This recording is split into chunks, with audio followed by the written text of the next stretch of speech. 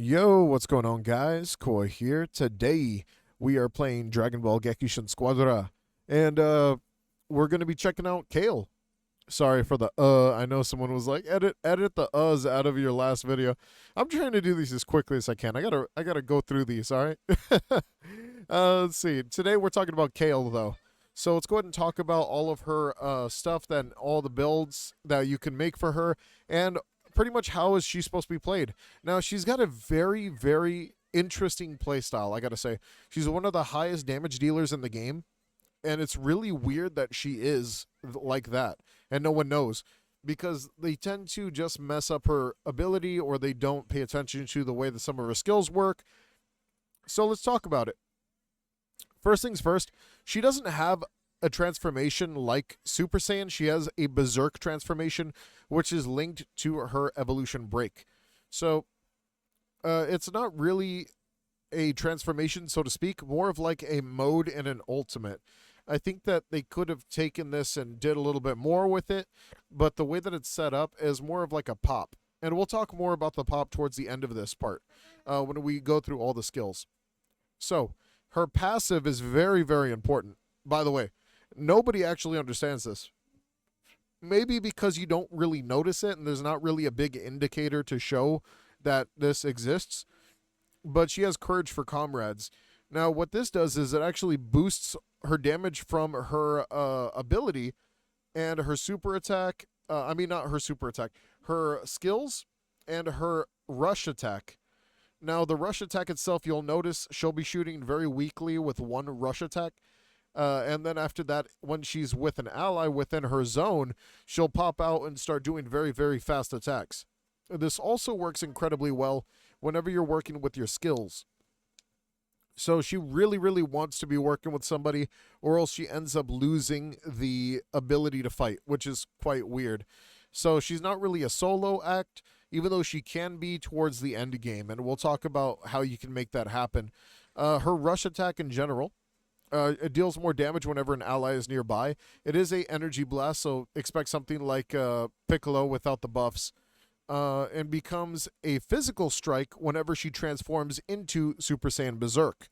Now, this is quite important because if you guys do not know, whenever she goes into her Berserk form, the rush attack becomes physical, which means that some things have to change and some cards have to change if you want her to do damage.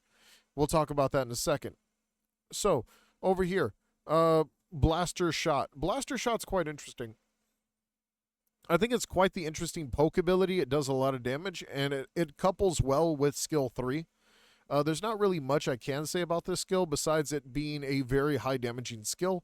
You kind of want to use it just to poke or to help with skill 3. Skill 2, on the other hand, is quite important. Skill 2 is actually a very, very impressive skill if you actually can land it. So it is a far range, super far range, like laser attack that you could use called the Charge Force. It's pretty much a fat energy wave that you could charge up. A lot of people don't charge this up. You need to charge this up.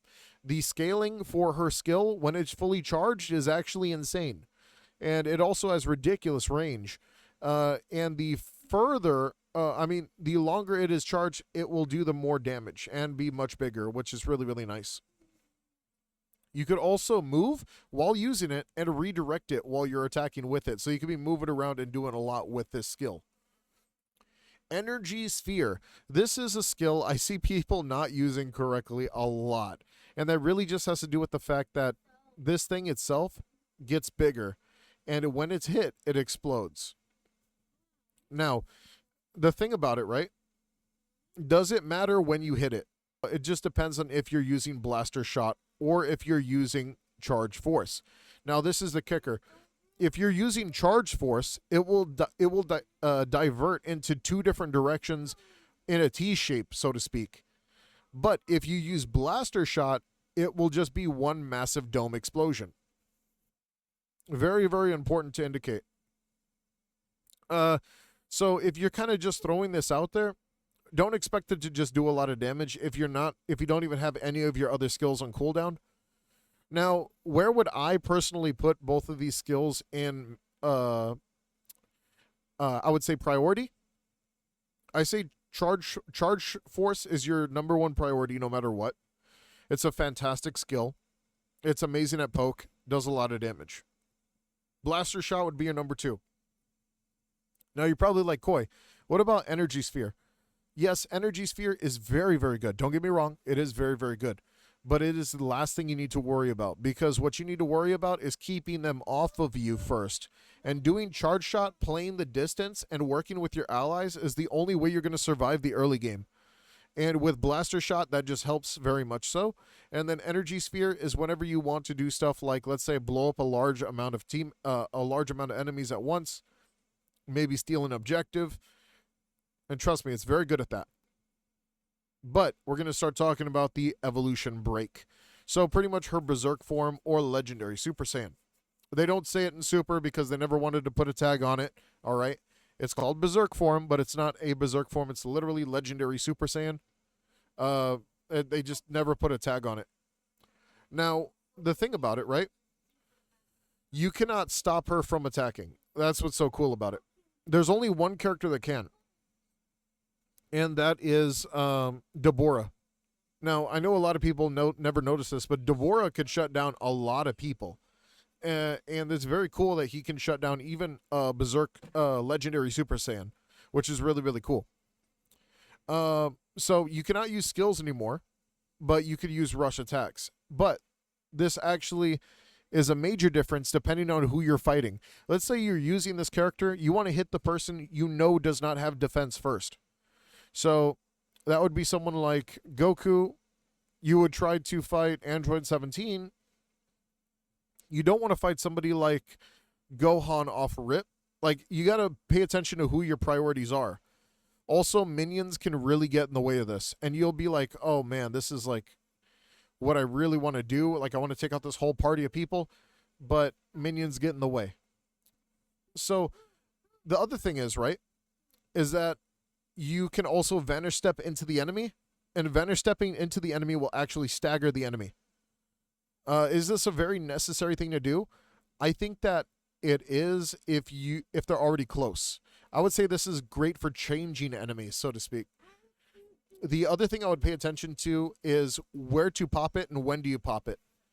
I honestly love popping this more in team fights and attacking the point. Because if you're attacking the point with your teammate could be shooting the Geki energy at the freaking god while you are in the freaking paint socking anybody who's trying to attack him. That's the best case use I've ever seen, besides taking on massive amounts of people at once. Because even in some cases, you could still be shut down.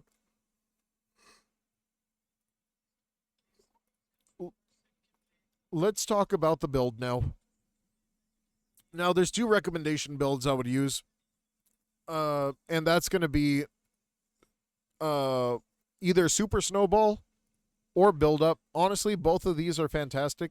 The reason why a lot of people use Build Up is because the evolution form will give you a lot of overheal, but it's not going to save you if you get jumped.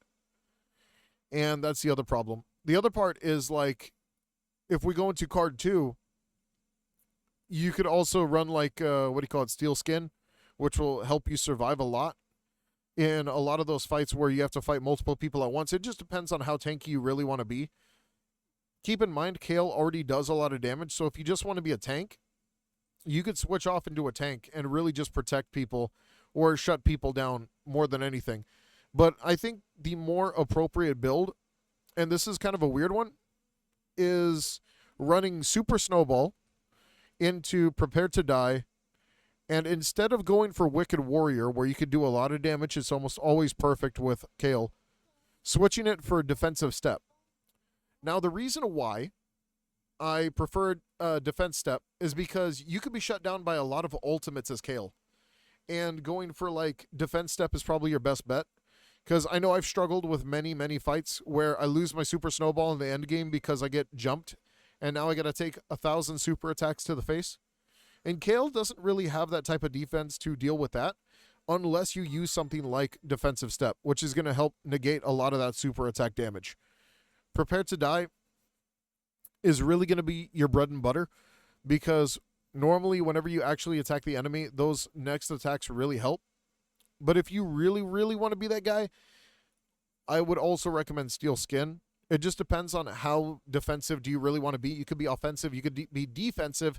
None of these really, really matter towards your main set of skills. Only affecting your ultimate is where it really, really matters, because you could either change the entire game or you can, fall back and fall behind and not really worry too much and play offensively instead. But if you don't use defense, you will end up losing a lot of, like, how do you say, a lot of fights, especially in a one-on-one. So last recap, my main build so far has always been Super Snowball, Prepare to Die into Wicked Warrior. And it does a lot of like boost rush damage, and it's really, really good for dealing with that physical rush and doing just everything you can with the ultimate. But I would also recommend build up to Steel Skin to defense step, because you could be, more tanky, and you're already doing a lot of damage in your Berserk form. And in the end game, this is going to help you with survivability. But if you want to go with a bit of a hybrid, you could go with Super Snowball into Prepare to Die into defense step, just for that little bit of survivability towards the end game, but still keep your Super Snowball stacks. Or you could really switch out these two the most, which is Steel Skin and Prepare to Die. I think these two are the most, like, flexible cards. You could really flick off on a hybrid build. Like, I would even go like doing something like Super Snowball into Steel Skin into defense step, because that's just super tanky. Also, you can still keep all those freaking stacks of Super Snowball, which is really, really nice. But let me know what you guys think in the comments down below. How do you guys want to play Kale? Don't forget to like, subscribe, hit that notification bell down below. I'll see you guys later. Take it easy, and peace out.